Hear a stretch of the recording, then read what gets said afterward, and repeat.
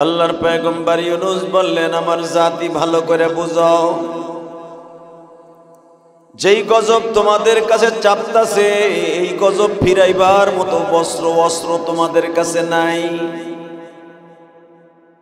আমি তোমাদের অত্যন্ত বিনয়ের সাথে বলবো, অতি দ্রুত গজব থেকে বাঁচার জন্য আল্লাহর কাছে আত্মসমর্পণ করো। তার জাতি দীপ্ত কণ্ঠে বলল, ইউনূস রে, তুমি যতই ভয় দেখাও গজব ফিরাইবার মতো এবিলিটি আমাদের কাছে আছে। ইউনূস পয়গম্বর বললেন, আমি আবার বলছি, তোমরা তওবা করো, আল্লাহর কাছে আত্মসমর্পণ করো। তার জাতি বলে দিলেন স্পষ্ট, আমরা কোন রকম ভাবে আত্মসমর্পণ করব না। আল্লাহর পয়গম্বর ইউনূস বললেন, ঠিক আছে তাহলে তোমরা থাকো, আমি চললাম। কিন্তু আল্লাহর পয়গম্বর ইউনূসের এখানে একটু ভুলে গেছিলেন, আমার আল্লাহর সাথে পরামর্শ করা ফরজ। ঠিক না বেঠিক? পরামর্শ কার সাথে করতে হয়? হ্যাঁ, শীতের মধ্যে জমে গেছেন নাকি?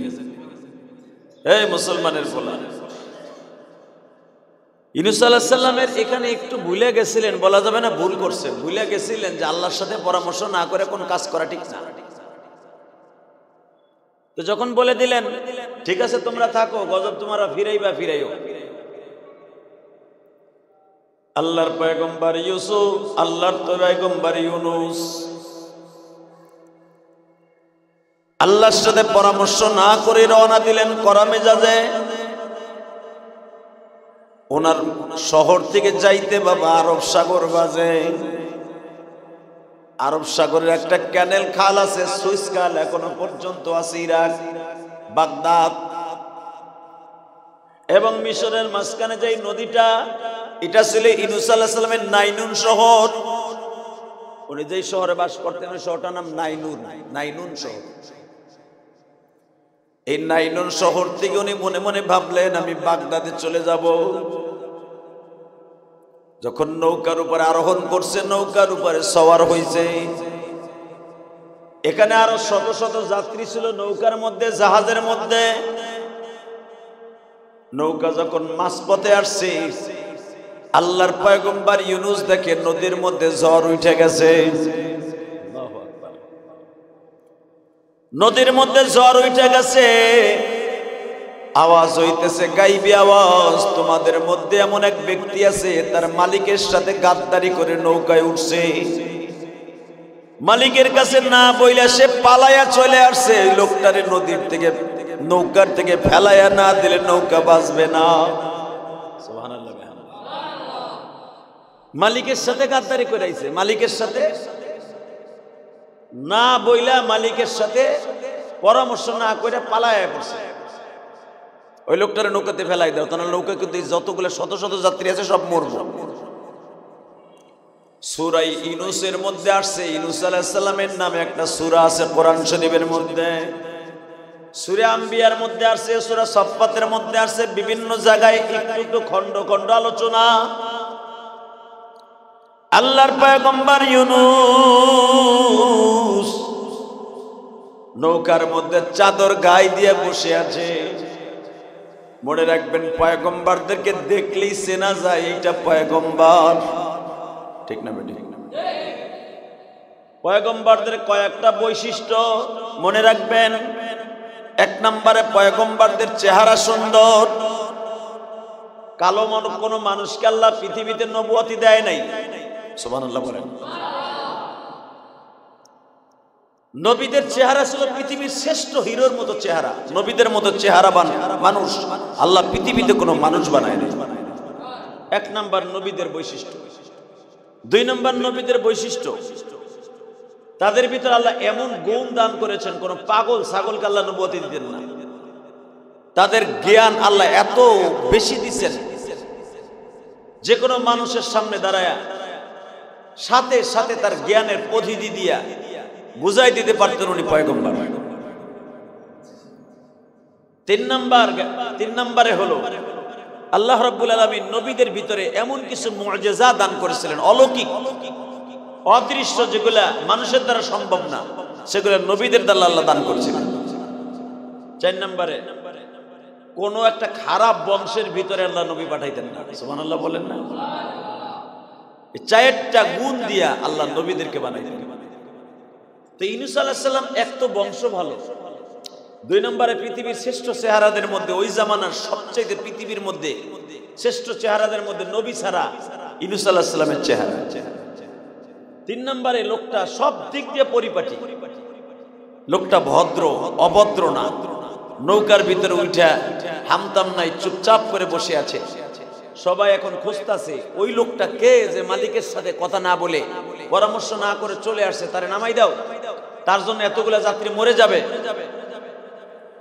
আল্লাহর পয়গম্বর ইউনূস নিচে এসে ধরা দিলেন যে ভাই আমি আমার মালিকের সাথে পরামর্শ না করে আয়া পড়ছি। সবাই বলে দূর, আপনার চেহারা দেখতে এত সুন্দর, আপনার বংশ ভালো, আর চেহারাকে আপনি মনে হয় নবী হবেন, আপনার চেহারাকে আপনি নবী হবেন, এটুকু মা আপনার চেহারাকে আপনি নবী। আমাদের বিশ্বাস হয় না আপনি মালিকের সাথে গাদ্দারি করে আসতে পারেন। সুবহানাল্লাহ। আল্লাহর পয়গম্বর ইউনূস বললেন ভাইরে বিশ্বাস করেন, আমি সত্য কথা বলছি, আমি আমার মালিকের সাথে পরামর্শ না করে আয়া পড়ছি, রাগ করে। সবাই বলে এত সুন্দর মানুষ যে নিজের অপরাধ নিজে স্বীকার করে, সে কোনোদিন মালিকের সাথে পরামর্শ না করে আসতে পারে না। আমরা বিশ্বাস করি না, এটা অবিশ্বাসের যোগ্য না, বিশ্বাসের যোগ্য না। ইউনূস আলাইহিস সালাম বলে আমি কসম করে বলছি আমি আমার মালিকের সাথে কথা না বলে চলে আসছি। সবাই বলে আপনার মুখের কথা বিশ্বাস করি না, লটারি ধরি, লটারি। যখন আপনি নিজে ধরা দিছেন যে আমি আমার মালিকের সাথে কথা না বলে চলে আসছি, দেখি আমি লটারি দিয়ে দেখি আপনার নাম আসে কিনা। ভাইজান লটারি যখন দিছে প্রথমে আসছে ইউনূস আলাইহিস সালামের নাম। আবার যখন ইউনূস আলাইহিস সালামের নাম আসছে, আল্লাহর পয়গম্বর চাদর দিয়া চোখ মুছে আর বলে মালিক।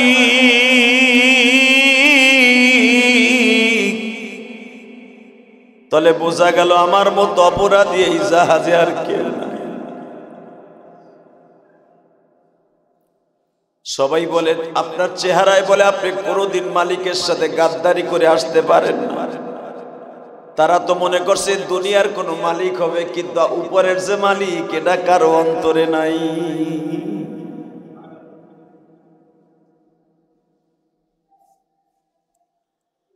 আবার জিজ্ঞেস করতেছে লটারিটা আবার একটু ঘুরায় ফিরায় দেখি,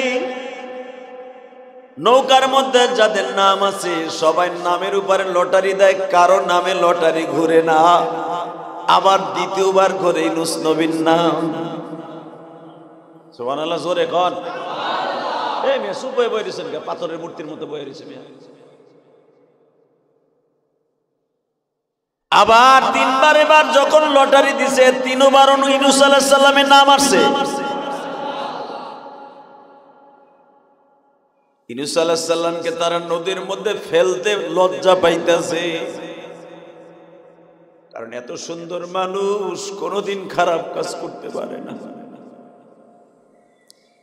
বাজান পৃথিবীতে কিছু কিছু মানুষের চেহারা আছে দেখলেই বোঝা যায় লোকটা নিষ্পাপ, ঠিক না বেঠিক? জীবনে কোনোদিন একটা অন্যায় করে নাই, চেহারায় বলে দিতে পারবে। কারণ নবীরা হলো মাসুম, বেগুনাহ, কোনো গুনাহ নাই। কোন মানুষ বিশ্বাস করে না আপনি অন্যায় করে মালিকরে ধোঁকা দিয়ে নৌকায় উঠতে পারেন। মনে রাখবেন আমার পয়গম্বর নবী মুহাম্মদুর রাসূলুল্লাহ সাল্লাল্লাহু আলাইহি ওয়াসাল্লাম মক্কার ভূখণ্ডে মানুষের কাছে ধোঁকাবাজ ছিল। নাউজুবিল্লাহ বলেন।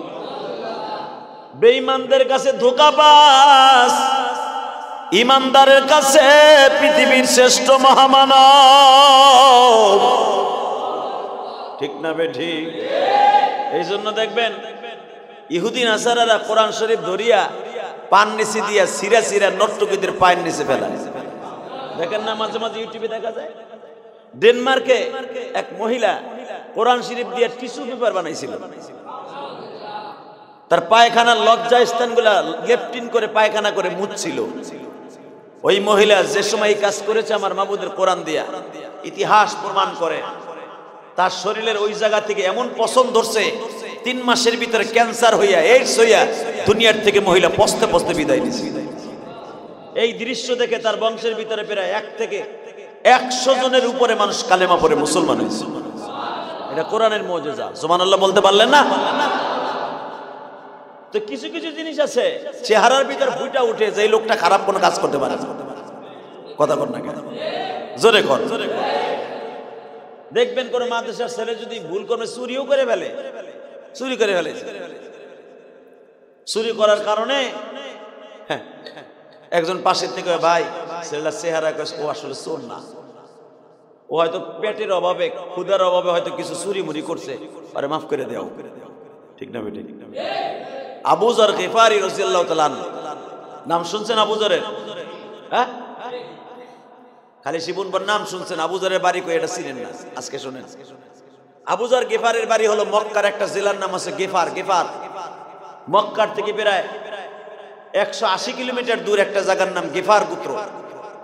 মক্কার ভিতরে যেরকম কুরাইশ বংশ দামি ছিল, আর এইটা তায়েফ থেকে প্রায় ইয়ামানের বর্ডারের কাছাকাছি এখানে একটা বংশ শহর ছিল গিফার গোত্র, অনেক দামি গোত্র। এরা অনেক পয়সার মালিক এবং এরা খুব ক্ষমতার মালিক। এরা যেই দিকে যাইতো ওই দিকে চষতে চষতে যাইতো। গিফার গোত্রের মানুষ, তাদের আল্লাহ এত বিচক্ষণতা দিছিলেন, এত বুদ্ধি দান করছিলেন, তাদের বুদ্ধি এত বেশি যে তারা কোনো মানুষকে দেখে আন্দাজ করতে পারতো এই লোকটা ভালো না খারাপ।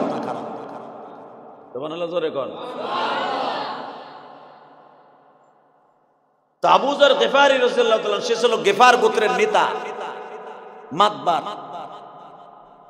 সেনাপতি। তো উনি শুনতে পাইলেন মক্কায় একজন মুহাম্মদ আছে এবং ওনার দেশের নেতার গোত্রে যারা আসছিল মক্কায় হজ করতে, তারা বলে মক্কা নগরীতে একজন নবী নামে মুহাম্মদ আছে যার চেহারা দেখলে মানুষ পাগল হয়ে যায়।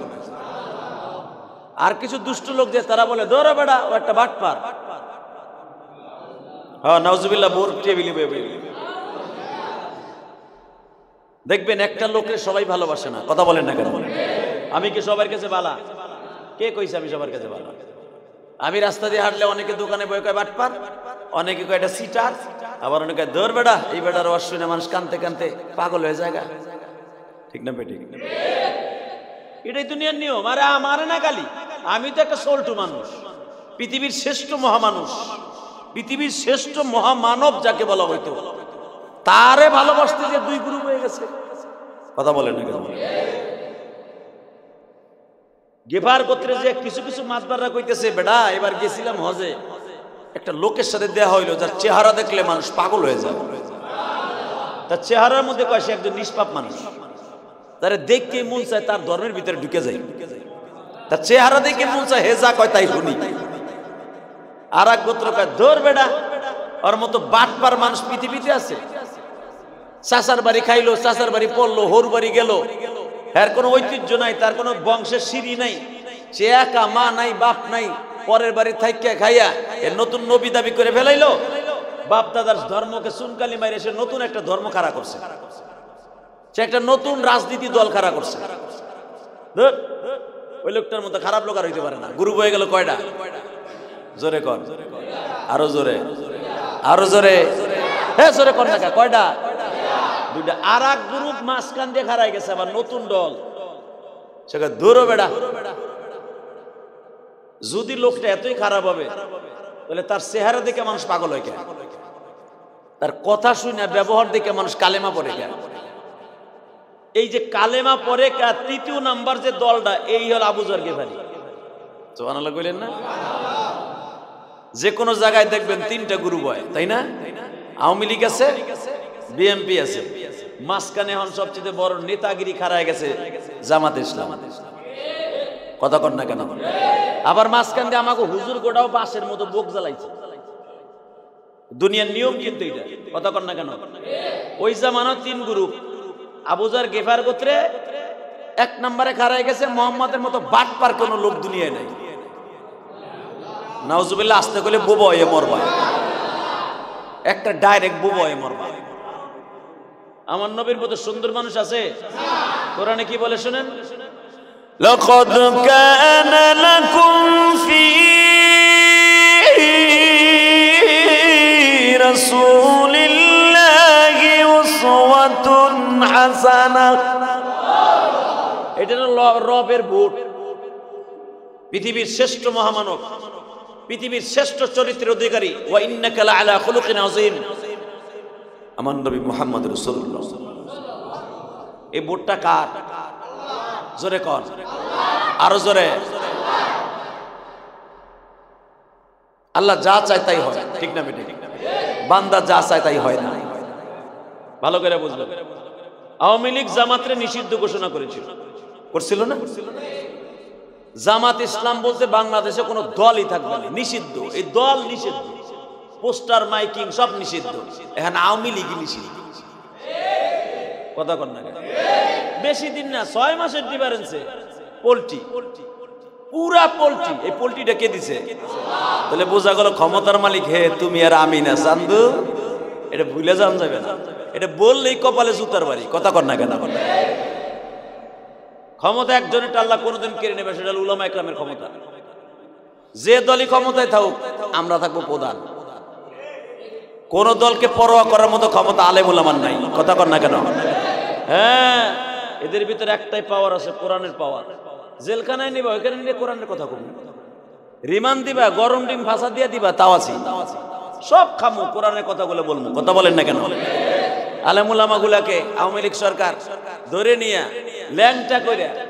ল্যাংটা করে জাইঙ্গা পড়ায় পিড়েছে। ইতিহাসটা কোন সব বাইরে হইতেছে। মনে রাখতে হবে কে কোন দল করেন, এটা দেখার বিষয়। আপনি কেরানীগঞ্জের, আমি গোপালগঞ্জের। কোন গঞ্জ আল্লাহর কাছে দামি নাই। আল্লাহর কাছে দাম, তার সাথে নেটওয়ার্ক কার বেশি ভালো। কথা বলেন না কেন?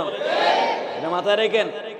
নিষিদ্ধ আপনি করলে কি হয়? নিষিদ্ধ যদি উপরের থেকে না হয়, আপনার ক্ষমতা নাই, আপনার বাপেরও ক্ষমতা নাই। কথা বলেন না কেন? আপনি নিষিদ্ধ করছেন, আপনারা নিষিদ্ধ করে দিচ্ছেন, এটা উপরের থেকে পাস। তাবুজার গেফার গোত্রে 3 গ্রুপ হয়ে গেল, 3টা দল।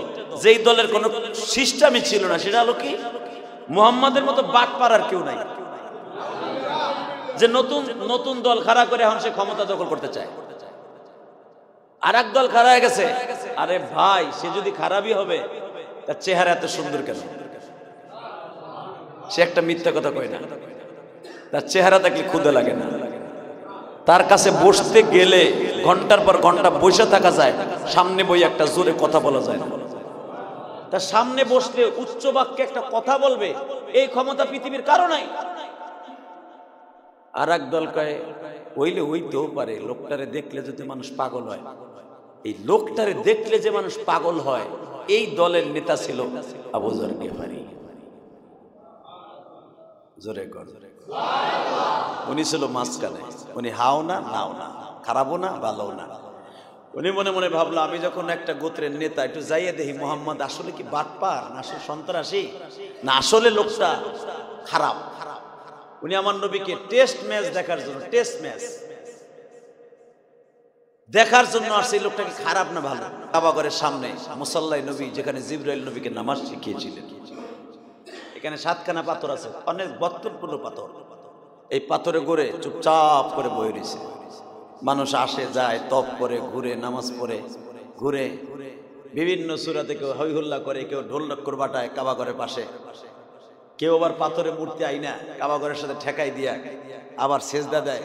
নিজের খোদারে নিজের কাঁধে করে আইনা নিজেই সেজদা দেয়, অন্য কোনো খোদার কেউ ইবাদত করবো না। মক্কার বেঈমানগুলোর সিস্টেম ছিল, এগো খোদার নিজের ইবাদত নিজে করতো, নিজে খোদারটা কিনতো, ওটারে কিনা কাবাগরের সাথে শোয়াইতো, চিত করে থোয়াই তুইয়া ওর ইবাদত হে করতো। নাউজুবিল্লাহ বলেন। এই জন্য দেখবেন 300 গোত্রের 300টা খোদা ছিল। কোন খোদার ইবাদত কোন গোত্রের মানুষ করতো না, মক্কার নিয়ম ছিল এটা। এই জন্য 360টা মূর্তি ছিল কাবাগরের ভিতরে।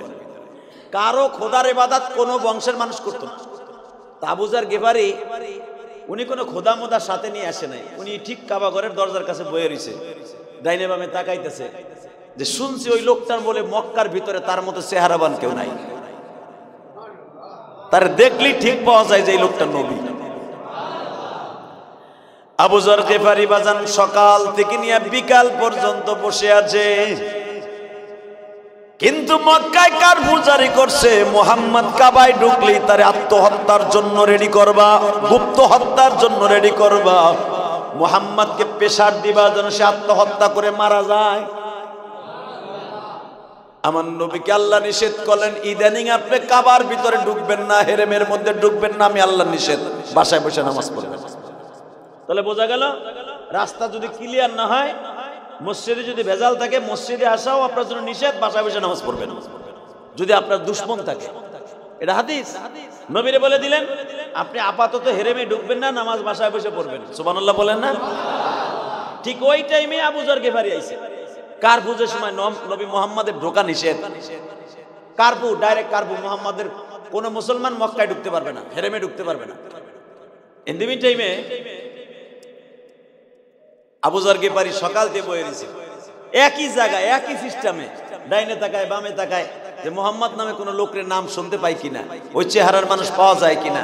হঠাৎ করে দেখে কেউ নাই, কিন্তু মনে রাখবেন আমার নবীর চেহারার সাথে কিছুটা মিল ছিল হযরত আলী রাদিয়াল্লাহু তাআলা। আমার নবীর চেহারার সাথে মিল ছিল হাসান হুসাইনের চেহারার মিল, আমার নবীর চেহারার সাথে মিল ছিল ফাতেমার চেহারার মিল। এই জন্য বাপ চেহারাওয়ালা মেয়েদের কপাল অনেক ভালো হয়, আলহামদুলিল্লাহ বলতে পারলেন না? ফাতেমার চেহারার মিল সরাসরি নবীর সাথে মিল ছিল, আর মা ফাতেমার চেহারার সাথে মিল ছিল হাসান হুসাইনের চেহারা। আলীর চেহারার সাথে নবীর চেহারার মিল ছিল নাক আর এই চলের দিক দিয়া। তো আলী রাদিয়াল্লাহু তাআলার চেহারা ছিল টল ফিগারওয়ালা, অনেক সুন্দর চেহারা। সে আবু যর গিফারির জিজ্ঞেস করে, ভাই আমি যতবারই দেখলাম আইলাম, সকাল বিকালে এই পর্যন্ত 10 বার আইলাম, আইয়ে দেখি আপনি একই জায়গায় বয়ে রয়েছেন। কারণ সাহাবীদের একটা নিয়ম ছিল, যখন কোনো মানুষ কাবার মধ্যে ঢুকতেন অন্য কোনো জায়গার থেকে আইসা সাহাবা একরাম তাদের খোঁজ খবর নিতেন। দেখবেন দাওয়াত ও তাবলীগের কাজ যারা করে, একটা লোক দোকানের সামনে যায়, যদি দাড়ি টুপি দেয় একটা কলেজের বন্ধুরে, যারা তার পিঠে হাত দেয়, ভাই বাড়ি কই তোমার, নাম কি, কি করো, নামাজ টামাজ পড়ো, পড়ো ভাই, নামাজ ছাড়া উপায় নাই, বলে কি বলে না? এই সময় তো মুসলমানদের দাওয়াত দেয়, ওই সময় একটা কাফের খুঁজতেন যে একটা এরকম ভালো ছেলে পাওয়া যায় কিনা, তার কালেমায় আনা যায় কিনা। তালি যে পিঠে হাত দিছে, ভাই আপনার নাম কি? এমন ভয়াবহ পরিস্থিতি যে তারা জিজ্ঞেস করবে আপনি আসছেন কি জন্য, এই শব্দটা ব্যবহার করতে পারতেছে না, গোয়েন্দা আলীর পিছনে লাগানো। সুবহানাল্লাহ বলেন না? এত ভয়ঙ্কর দৃশ্য। এমন একটা সময় গেছে, আপনাকে মনে আছে সাইদি সাহেব যখন মারা গেল, আমি দোয়া করছিলাম বাসায় বইয়া। এমন একটা সময় আসলো, আপনারা জানেন জুনায়েদ বাবুনাগরী যখন মারা গেল, সে তো আমার উস্তাদ। জুনায়েদ বাবুনাগরী মারা যাওয়ার পরে আমার এই বাসায় বইয়া কে বা কাহারা জুনায়েদ বাগুরির নামে দোয়া হবে ইলিয়াস রহমান জিহাদির এই মসজিদে একটা পোস্টার ছাপায় দিল। এই পোস্টারটা ফেসবুকে দেখা 2 থানার থেকে 11 গাড়ি পুলিশ আইছিল আমার ধরার লেগে। আপনারা জানেন না, আওয়ামী লীগের যত পোলাপান আছে সব আমার বাড়ি ঘেরাও করছে। ইলিয়াস রহমান জিহাদি জুনায়েদ বাবুনাগরী হেফাজত ইসলামের নেতা। হালাকা আমি দুনিয়ার কোন রাজনীতি করি না, এই মসজিদে পরে বহুতবার বলেছি, কথা বলেন না কেন? আমি কোন দল করি না। জুনায়েদ বাবুনাগরী একটা ছবি না, একটা পোস্টার যে জুনায়েদ বাবুনাগরীকে নিয়ে উনি মারা গেছে। আরে ভাই, বঙ্গবন্ধুর লেগে কি আমরা দোয়া করি না? জিয়াউর রহমানের লেগে দোয়া করি না? এ কথা কর না কেন? মুসলমান মল্লি তো দোয়া করি, করেন না? সে মুসলমান হিসাবে হয়তো হইতে পারে, সেই হিসেবে একটা পোস্টারকে ছাপাই দিয়েছে জুনায়েদ বাবুনাগরী আজকে আসরের পরে দোয়া হবে। এই পোস্টারটা দেখার লগে লগে এই থানার এসপি ডাইরেক্ট আমার অ্যারেস্ট করার জন্য 11 গাড়ি পুলিশ পাঠিয়ে দিয়েছে আমার এই বাড়িতে। আপনারা সবাই জানেন, অকাত্য ভাষায় গালিগালাজ করেছিল। এই কেরানীগঞ্জে সবাই ভাবছিল ইলিয়াস রহমান জিহাদের মধ্যে আজকে ধরে নিয়ে যাবো, এত সহজ। কথা বলেন না কেন? তাহলে বুঝালাম একটা মৃত ব্যক্তির লেগে দোয়া করব, সেই দোয়া করার পোস্টারকে ছাপাইছে, সাথে সাথে ইলিয়াস রহমান জিহাদের অ্যারেস্ট করতে হবে, সে হেফাজতের নেতা। পরে খুঁজে মুজে দেখে আমি হেফাজতের নেতাও না, কোনো নেতা হই না, কিচ্ছুই না। কে পোস্টারটা ছাপাইছে, কে ছাড়ছে, তার কোনো হদিসও নাই। তাহলে বোঝা গেল এমন একটা সময় গেছে কথা বললেই সাইদির লেগে দোয়া করবে সেটাও নিষেধ। কথা বলেন না কেন? আহমদ শফির লেগে দোয়া করবে ওটাও নিষেধ। দোয়া করতে হবে একমাত্র এক বড় বড় নেতার লেগে, বঙ্গবন্ধুর লেগে, নাহলে জিয়াউর রহমানের লেগে। সব আলো এই দেশের সোলা। কথা কর না কেন? তার হলো দেশের নেতা আর আলেমুলামা যেগুলো, এগুলো সব চোর। আল্লাহ কয় আর হবে না, এবার দোয়া চাইস। কথা বলেন না কেন? দোয়া জোর করে নেওয়া যায় না, দোয়া কোথার থেকে নিতে হয়? জোরে বলেন, কোথার থেকে? আপনি দোয়া করতে নিষেধ করলেও কি হবে? যদি উপরের থেকে দোয়া করা আইসা যায়, এমনি ইলিয়াস রহমান জিহাদির সামনে তার নাম চলে আসবে। কথা বলেন না কেন? এটা হলো দোয়া অন্তরের থেকে। আপনি জোর করে বলেন বঙ্গবন্ধুর নাম প্রত্যেক মসজিদ দোয়া করতে হবে, না করলে এটা চাকরি শেষ। দোয়া ঠিকই করবে, আল্লাহ দিও দিও, জান্নাত দিও, মনে থেকে কইবে আল্লাহ তুমি খুঁড়ে দিও। কথা কর না কেন? এটা ভালো করে বুঝবেন, দোয়া ভিতরের থেকে আসে। এই মুসলমানের পোলা ভালো করে বুঝবেন। আল্লাহ তো আবু যর গিফারি যে আসছে, আবু যর গিফারি রাদিয়াল্লাহু তাআলা যে আসছে, আয়েশা জিজ্ঞেস করতেও সাহস পাইতেছে না। এমন ভয়াবহ পরিস্থিতি মক্কায়, মুসলমানের নাজুক অবস্থা, যে ভাই আপনি কোথা থেকে আসছেন, কই যাবেন, কারে দেখতে আইছেন? খালি আলী ইশারা দিয়ে বলেন ফাশারাতিল ইয়া আবু গাজ্জার গিফারি তাহলে না, খালি বললেন আসেন, আপনি মনে হয় সকাল থেকে বলতে কিছু খান নাই, আগে কিছু খাওয়া দাওয়া করেন। বাজান এবার দিলটা নরম করবেন। একটা লোক ক্ষুধার্ত থাকলে, এটা মক্কা, এটা বাংলাদেশ না, যেখানে সেখানে খাওয়ান পাওয়া যায়। আজ থেকে 1445 বছর আগে মক্কায় সচরাচর খাওয়ান পাওয়া যাইতো না, আর কেউ যদি খাওয়ান দিত তার মতো বন্ধু আর কেউ হতো না। হযরত আলী বললেন আসেন আমার বাড়িতে আসেন। বাড়িতে লয়ে গেছে, দস্তরখার মধ্যে খাওয়ান খাওয়াইয়া জিজ্ঞাসা করতে সাহস পায় নাই যে আপনি আসছেন কে? কারণ আলীর বাপ আলীর দুশমন, কারণ আলীর বাবার নাম হলো আবু তালেব। আবু তালেবও তার পিছনে লেগে রয়েছিল, কি লেগে আইছে আবার আমার পোলায় ওরে কালেমা পড়ায় কিনা, কি মনে করলেন আপনি? বাজানের সামনে বইয়া হযরত আলী জিজ্ঞেস করতেও সাহস পায় নাই, ভাই কেন আসছেন, কি জন্য আসছেন? খাওয়ান দাওয়ান হয়েছে, পেটটা ভরছে? হ্যাঁ যান। ওই লোকটা যায় আবু যর গিফারি আবার কাবা ঘরের সামনে বয়ে দিছে। পরের দিন হযরত আলী সকালবেলা যায়, দেয় আলী খেয়াল করছে যে এই লোকটা কইতে আইছে, কেন আইছে, নজরে পড়ে গেছে। পরের দিন সকালে যে যায় দেয় ঠিকই ওই একই জায়গায় লোকটা ওইখানে বসা। আলী যে বলছে আজকেও মনে হয় কিছু খান নাই, আসেন আজকেও আসেন। আজকে ঘরের মধ্যে নিয়ে আলীর খাবারটা দস্তরখাই দিয়ে বলে এটা আমার খাবার, আপনি খান। খাওয়ান দাওয়ান শেষ হওয়ার পরে বলে ভাই ইশারায় কিছু কথা বলবো, আপনি বুঝে নিবেন, আপনি আসছিলেন কেন? আবু যর গিফারি বললেন আমি গিফার গোত্রের নেতা, আমি একজন শিল্পপতি মানুষ। সুবহানাল্লাহ বলেন না? গিফার গোত্রে কোনো মানুষ ব্যবসায়ী করতে হলে আমার ট্যাক্স দিয়ে তারপরে যেতে হবে। সিরিয়ায় কোনো মানুষ যদি তায়েব দিয়ে যাইতে হয় গিফার গোত্রের উপর দিয়ে, আমার ট্যাক্স না দিয়ে কেউ আমার উপর দিয়ে যেতে পারবে না, আমার শহর দিয়ে। আমি সেই নেতা আবু যর গিফারি। আবু যর গিফারি আপনার নাম বহুত শুনছি, আপনি খুব চেতা লোক, আপনি আসছিলেন কেন? বলে আমার এলাকায় 3 গ্রুপ হয়ে গেছে। এক গ্রুপ কয় মুহাম্মাদের মতো বাটপার আর কেউ নাই, নাউজুবিল্লাহ বলেন, তার মতো খারাপ মানুষ আর কেউ নাই। আর এক গোত্র হয়ে গেছে, তারে দেখলে বলে মানুষ পাগল হয়ে যায়, কালেমা পড়ার লেগে পাগল হয়ে যায়। আর এক গোত্র খারাপ হয়ে গেছে, আরে লোকটা যদি এতই খারাপ হবে তাহলে লোকটার কাছে মানুষ যায় কেন? তাদের মধ্যে আমি একজন, তারে দেখতে আইছিলাম যে দেখি ওই বেটার চেহারার মধ্যে কোনো বাটপারের ছাপ আছে কিনা। নাউজুবিল্লাহ বলেন। হযরত আলী চোখের পানি ছেড়ে দিয়ে বলে শোনেন, ভালো জায়গায় আসছেন, উনি আমারই আপন চাচতো ভাই। আপনার চাচতো ভাই? আপনার চাচতো ভাই? আরে আপনার চেহারা যদি এত সুন্দর হয়, না জানি আপনার চাচতো ভাইয়ের চেহারা কত সুন্দর। হযরত আলী বললেন আপনি কি তার সাথে দেখা করতে চান? ভাই দেখা করার লেগে তো 2টা দিন ধরে বয়ে রয়েছে একই জায়গায়, কেউ কিছু কইতেও জিজ্ঞেস করতে সাহস পাই না। জিজ্ঞেস করলে তো আমি মাইর খাবো, কারণ এলাকা তো আমার না। এলাকার রাজনীতি খুব গরম দেখলাম। আমি তো রাজনীতিবিদ, আমি বুঝি, এলাকায় পাড়া দিলেই বুঝি। আর আমরা গেফার গোত্রের লোক, এত বেরেন আল্লাহ করা দিছে, কোন জায়গায় পাড়া দিয়ে বলতে পারবো এই জায়গার অবস্থান কি। এমন বেরেন আল্লাহ আমাদের দান করছে। অতএব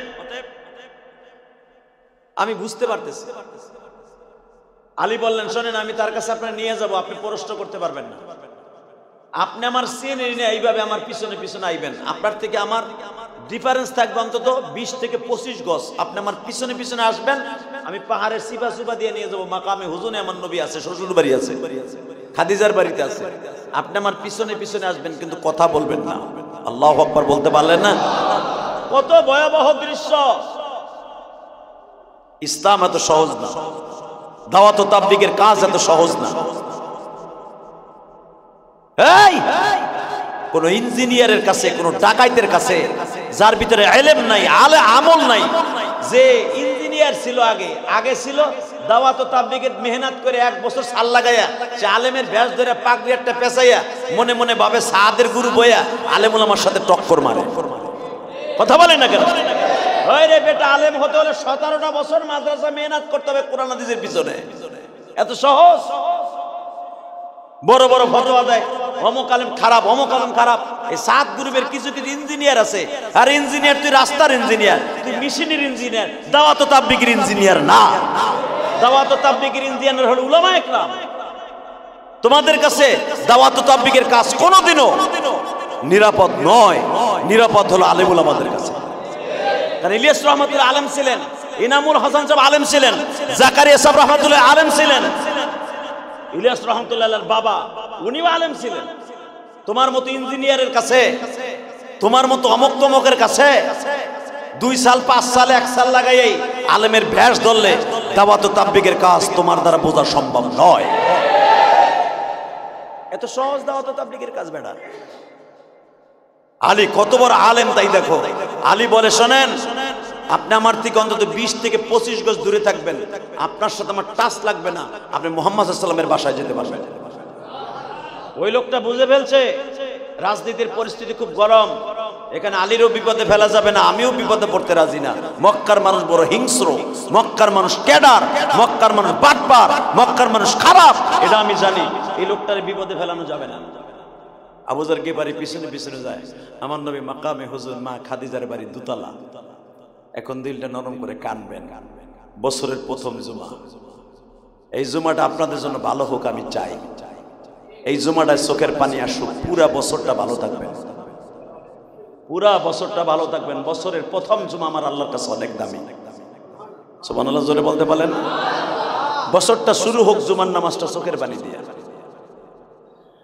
আবু যর গিফারি বিশ্ব নবীর দরজার সামনে এতিমের মতো দাঁড়ায় আছে।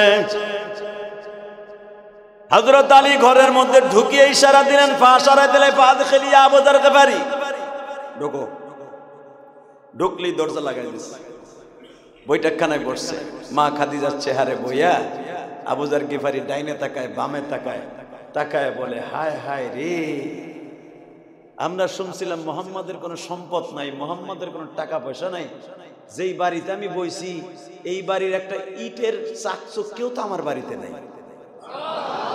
এত সুন্দর রাজপ্রাসাদ, এত দামি একটা বাড়ি।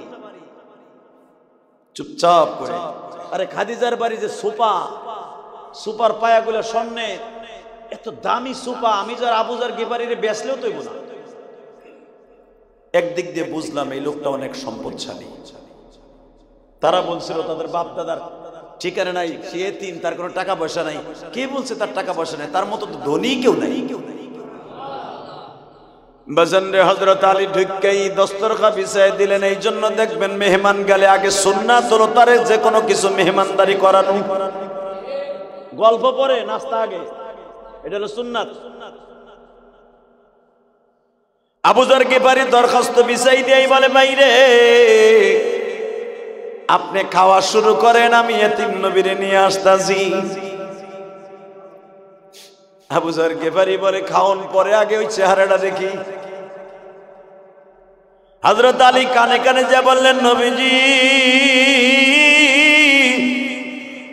গেফার গোত্রের নেতা আসছে আবু যর গিফারি। নবীর শ্বশুর বাড়ি মা খাদিজার বাড়ি 2 তলা, বাবা কাঠের সিঁড়ি বেয়ে বেয়ে নবী নিচে নামতাছে।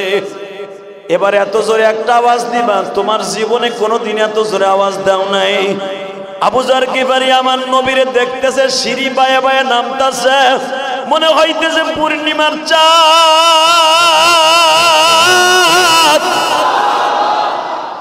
পূর্ণিমার চাঁদ বুঝি ঘরের থেকে সিঁড়ি বায়ে বায়ে নামতেছে। আবু যর গিফারি বাবা পাথরের মূর্তির মতো, কোনো আওয়াজ নাই, কোনো শব্দ নাই, বসার থেকে দাঁড়ায় পড়ছে। নবীরে দেখা অপলক নেত্রে নবীর চেহারার দিকে তাকায় আছে।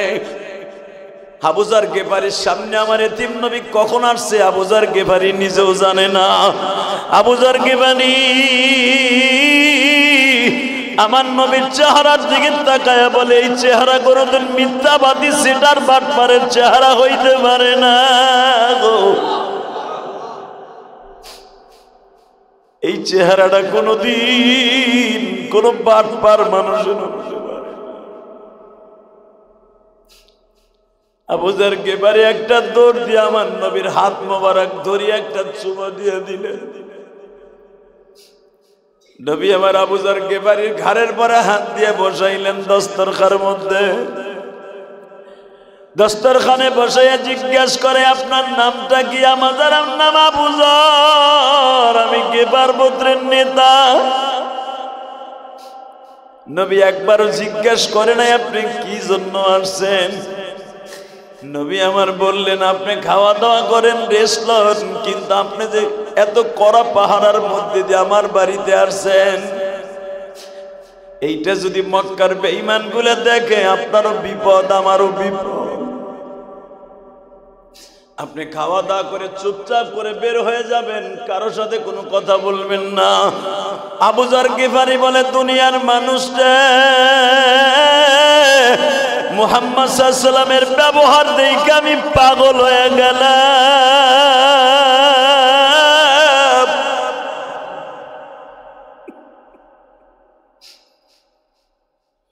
আমি ওই দিনের কথা আমি গেফারি কোনোদিন ভুলবো না। কোন দিনে নবীর নিয়ে একই দস্তরখানের মধ্যে খাইতেছি, নবী 3 আঙ্গুল দিয়ে আস্তে আস্তে করে খায় আর আমার এক একটা খেজুর গালের মধ্যে খাওয়ায় দেয়। আমি নবীর খেজুরের বিচিটা আমার পকেটে এখনো রাইখে দিছি। এই 10টা বছর হয়ে গেল খেজুরের বিচিটা আমি এখনো ফেলাই নাই গো। যখনই আমার ক্ষুধা লাগে নবীর খাওয়ানো ওই খেজুরের আঠিটা আমি গালের মধ্যে দিয়া সুইং গামের মতো চোষা মারি। মাত্র কয়েক মিনিটের ভিতরে আমার পেটটা ভরিয়ে যায়। আবু যার গিফারি রাদিয়াল্লাহু তাআলা আনহু বলেন, কোন আবু যার গিফারি বাবা? তোমরা হয়তো জানো যে আবু যার গিফারি ফাতেমার কবরের কাছে যে বলছিল এ কবর, তোর মাঝে এমন একজন মহিলা আসতেছে যে হলো নবীর মেয়ে ফাতেমা। তোর মাঝে এমন একজন মহিলা আসতেছে যে হলো জান্নাতি যুবকদের সর্দার। জান্নাতি যুবকদের সর্দারের মা ফাতেমা কবরে আসতেছে। কবর তোর মাঝে এমন একজন মহিলা আসতেছে যেই মহিলা শেরে খোদা আলীর বিবি, জীবনে কোনদিন স্বামীর মনে একটা কষ্ট দেয় নাই। সেই ফাতেমা আসতেছে, তুই কি তার সাথে খারাপ ব্যবহার করবি? কবরের মধ্যে থেকে আওয়াজ আসতেছে, আবু যার রে, আমি ফাতেমা বলতে কোনো মহিলা চিনি না। আমি হাসান হুসাইনের মাকে চিনি না।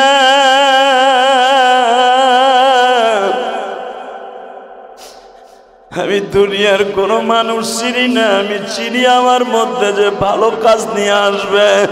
فمن يعمل مثقال ذرة خيرا يره ومن يعمل مثقال ذرة شرا يره। এটার মধ্যে যারা ভালো কাজ নিয়ে আসবে আমি তারই চিনব, আর কাউকে চিনি না রে আবু যার। এই শব্দটা শুই নাই বাবা আবু যার গিফারি চিৎকার মারে আর কান্দে আর বলে, দুনিয়ার মানুষ রে, কবর এমন একটা জায়গা যে কাউরে খাতির করব না। কেমনে থাকবা ওই কবরে পড়িয়া, বন্ধু বান্ধব কাউকে সে দেয় পাবনা। সাপে কাটবে, গুরজ মারবে, যেই ঘরে মৌলা সারা কেহ নাই রে দেখি।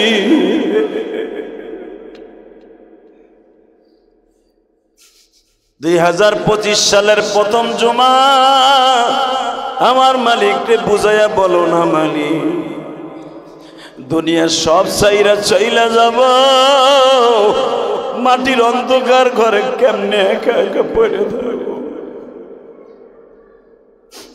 ওই ঘরের মধ্যে আমার মা দুঃখিনী পড়ে আছে, আমার বাবা পড়ে আছে, আমিও তো পড়ে থাকবো। ওই কবরে আমার অবস্থা কি হইব একবারও ভাইবা দেখছি নি।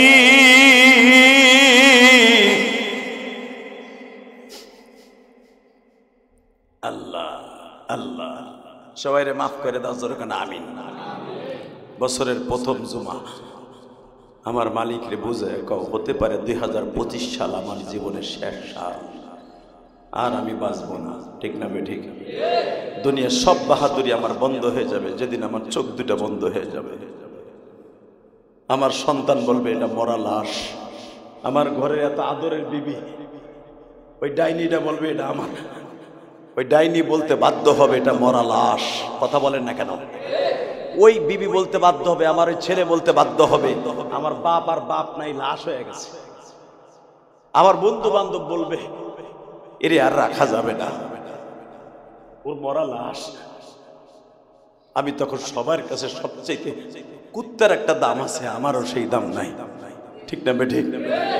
কুকুরের পিটাইয়া হলো পরে রক্ত আবার খাওয়ান দেয়, আর আমি মারা গেলে জোহর রক্তে মারা যাবো, আসরের পরে আর আমার কেউ দাম নাই। সবাই আবার কুকুরের মতো দূর দূর করে তাড়ায় দেবে। আবার এত স্বাদের বাড়ি, এত স্বাদের গাড়ি, কিচ্ছু আমার কাজে লাগবে না। কথা বাস্তব না অবাস্তব? ভালো করে বুঝবেন। বাচ্চা হারুন আর রশিদ ইন্তেকালের পরে, ইন্তেকালের আগে ওনার মুরিদকে বলে গেছিলেন, ওনার 4 জন খাদেমকে বলে গিয়েছিলেন, এই আমি মরার পরে আমার হাত দুইটা কাফনের কাপড় উপর রেখে দিবা। কেন রাখবা? আমি বলছি হুজুর কেন রাখবা? হাত দুইটা তো বাইর করে নিষেধ। তুমি দেখবা, জরিপ করবা আমার এই হাত বাহিরে দেখে কে কি মন্তব্য করে। ওনার হাত যখন বাহিরে রেখে দিছে মোনাজাতের মতো, এক গ্রুপ কইতেছে দেহ বেড়ায় মরার পরও তার সম্পদের লোভ যায় নাই, হে হাত পাইতে ভিক্ষা চাইতেছে। কথা বলেন না কেন? আর এক গ্রুপ কইতেছে দেখ বাচ্চা হারুন আর রশিদ যে সারা জীবন স্বর্ণের খাটে ঘুমাইছে, তার বাবা সেও বাচ্চা ছিল, স্বর্ণের খাটে ঘুমাইছে, তার জীবনটাই স্বর্ণের প্লেটে খাইছে, স্বর্ণের গ্লাসে পানি খাইছে। আজকে দেখ খালি হাতে বাচ্চা হারুন আর রশিদ চলে যাইতেছে। এটাই বুঝাইতেছে দেখ আমার দুই হাতের মধ্যে কিচ্ছু নাই, সব খালি। বাজান রে ভালো করে বুঝবেন, আবু যর গিফারি, ওই আবু যর গিফারি নবীর বাসার থেকে যখন রওনা দিয়া যায়, যাওনের সময় শুধু একটা কথা বলে দিয়া যায়, নবী গো আমি আবার আসবো কালেমা পড়ার লগা। এই আবু যর গিফারি বলেছিলেন, মানুষের চেহারাদের আন্দাজ করা যায় এই মানুষটা ভালো না খারাপ। কথা ঠিক না বেঠিক? অতএব আল্লাহ রাব্বুল আলামিনের কাছে আমরা তওবা করি, এই প্রথম জুমা থেকে নিয়ত করি এক ওয়াক্ত নামাজ জীবনে কামাই দেব না, ইনশাআল্লাহ। যতদিন বাঁচবো বেশি বেশি করে আল্লাহর রাস্তায় দান করব। যা ইনকাম করব, 40 টাকা ইনকাম করলে 1 টাকা আল্লাহর রাস্তায় দেয়, এটা আমার জন্য ফরজ। এটা আপনি জানেন মাসলাটা? 40 টাকা ইনকাম করলে 40 লাখ টাকা থাকলে 1 লক্ষ টাকা আল্লাহর রাস্তায় আপনার দিতে হবে, এটা ফরজ। খালি কামাইয়া ব্যাংকে থুয়া দিবেন আর আল্লাহ আপনার ব্যাংকে ভরে দিব না। এমন একদিন আসবে সব একসাথে টান মারবে, তখন আপনার সব শেষ। সারা জীবন যা কামাবেন তার 10 ভাগের 40 ভাগের 1 ভাগ আল্লাহর রাস্তায় কিছু না কিছু দান করে যাবেন, সারা জীবন বাহাদুরের মতো থাকবেন ইনশাআল্লাহ। বলেন আল্লাহ আমাদের সবাইকে তৌফিক দান করুক। আসেন তওবা করে আস্তাগফিরুল্লাহ। বছরের প্রথম জুমা, বছরের প্রথম জুমা, দেখা যাক বছরটা কে ভালোভাবে কাটাবার জন্য, আল্লাহর এই ঘরের জন্য। এখন তো আর আপনাকে খতিব সাহেবের বেতন দিতে হয় না, খতিব তো আমি, ইমাম তো আছি, ইমাম খাদেম এগো দিতে হয়, কারেন্ট বিল সহ অনেক টাকা খরচ হয়। আপনি তো কিছু খবর না, আপনি নামাজ পড়েন, পড়ে যান গা, কিন্তু মনে রাখবেন মসজিদের একটা হক আছে না নাই? জোরে কর। কোন বাড়িতে আপনি দাওয়াত খাইতে গেলে এবারে খাইয়ে টাকা দেন না? কি লেগে দেন? চেহারা দেখে দেন? আপনি খাইছেন, দাওয়াত পাইছেন, এই জন্য কথা বলেন না কেন? ঠিক জুমার দিন আপনি আল্লাহর কাছ থেকে একটা দাওয়াত পাইছেন, জুমার মসজিদে কান্নাকাটি করলেন, নামাজ পড়লেন, মনে করতে হবে এটা আল্লাহর বাড়ির একটা দাওয়াত। আল্লাহর বাড়ির দাওয়াত খাইয়া পয়সা দিতে হবে কি হবে না? কথা বলেন না কেন? তো দেন দেখি আল্লাহর বাড়িতে প্রথম জুমায়, বছরে প্রথম জুমা কে দিবেন 1000 টাকা? দেখে হাত তোলেন তো, হাত তোলেন। 1000 টাকা কে দিবেন মসজিদে? একজন, দুইজন, আর কে? আর কে 1000?